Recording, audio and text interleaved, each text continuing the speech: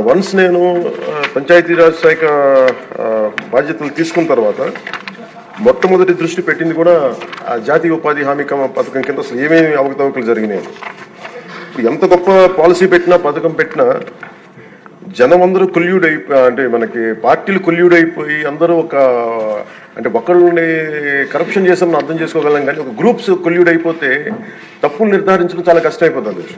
ఇప్పుడు ఇందాక ఉదాహరణకి మేము రాగానే ఫస్ట్ చాలా ఎక్స్టెన్సివ్గా కూర్చున్నాం. ముఖ్యంగా ఈ సోషల్ ఆడిట్ డైరెక్టర్ తోటి, ప్రిన్సిపల్ సెక్రటరీ గారితో కూర్చున్నప్పుడు వరుసగా చాలా ఆల్మోస్ట్ 1-2 months రివ్యూ తర్వాత సోషల్ ఆడిట్ డైరెక్టర్ ఎవరైతే జాతీయ ఉపాధి హామీ పథకంలో అవకతవకలు ఎవరైతే చేస్తున్నారో వాటిని జరగకుండా నిలువరించాల్సిన వ్యక్తి అతనే అవినీతికి పాల్పడ్డాడు అధ్యక్ష. అందుకని వెంటనే అతన్ని తీసి పక్కన పెట్టేసాం.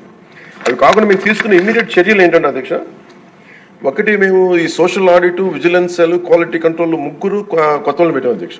కొంచెం ఎఫెక్టివ్ పీపుల్ని పెట్టాం. ఇప్పుడు ఉదాహరణకి సోషల్ ఆడిట్ని ఒక 2 months బ్యాక్ పెట్టాం. చాలా మందిని సార్ట్అవుట్ చేసి వన్ హూ ఇస్ కేపబుల్ అలాంటి వ్యక్తిని పెట్టాం అధ్యక్ష. అలాగే విజిలెన్స్ సెల్కి చీఫ్ విజిలెన్స్ ఆఫీసర్ని పెట్టాం, 5 months అయింది. అలాగే headed by chief quality control engineer పెట్టాం అధ్యక్ష. సీనియర్ మన రిటైర్డ్ ఇంజనీర్ ఒకరిని పెట్టాం.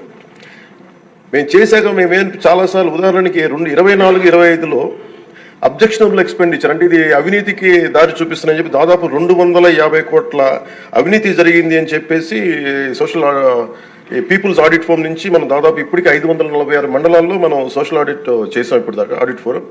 ఇంకొక మిగతా మండలాలు 665లో 546 చేసాం అధ్యక్ష. మార్చి 31కి అయిపోతుంది.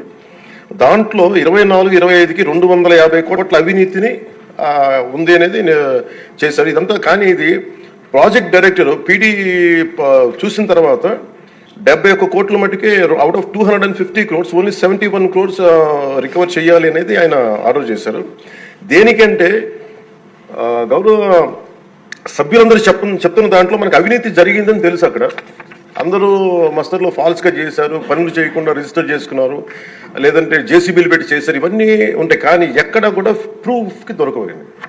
సో దానివల్ల just lack of evidence only out of 250 crores only we could recover, అంటే రికవరీకి ఆదేశం చేసింది 71 కోట్లు. As on now 75.84 lakhs have been recovered అధ్యక్ష.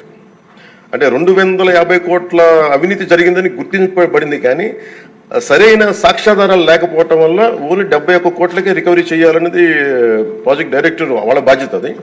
సో దాని నుంచి 75.84 లక్షలు యాజ్ ఆన్ చేసాం. ఇంకా still we have enough time అధ్యక్ష. కానీ దీన్ని ప్రతి చాలా లోతుగా దీన్ని చేస్తున్నాం. And we have a very good team which will take it forward.